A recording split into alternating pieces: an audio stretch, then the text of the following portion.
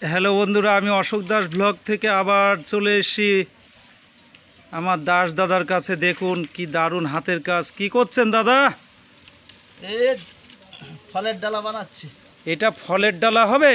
হ্যাঁ, তো বন্ধুরা দেখে নিন কি দারুণ করে হাতের কাজ দাদার। এই যে ফলের ডালা, ফল নিয়ে যাওয়ার জন্য, মানে বড় বড় ডালা হবে, তাই তো? না এটা মাঝারি সাইজ, ও বড় শেষ নেই। হ্যাঁ, এটা বাঁশের, এটা বুক বেতি, তাই তো? হ্যাঁ, এটা বাঁশের বুক। তো দেখুন বন্ধুরা, দেখতে থাকুন।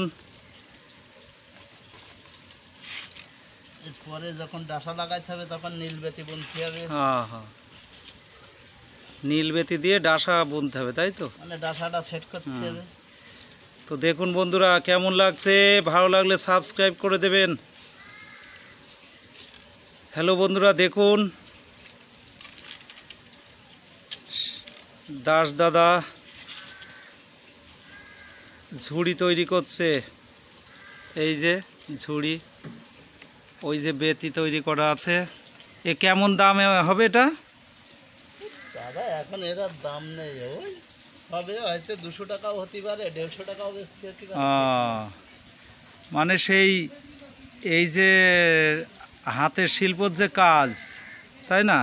এ কাজের এখন আর ওই মানে কারণ বিকল্প সব ওই প্লাস্টিকের সব বেরিয়ে গেছে না, ওই জন্যে এইসবের আর সেই দাম দিচ্ছে না মানুষ। এখন এর আর কোনো চাহিদাই নেই।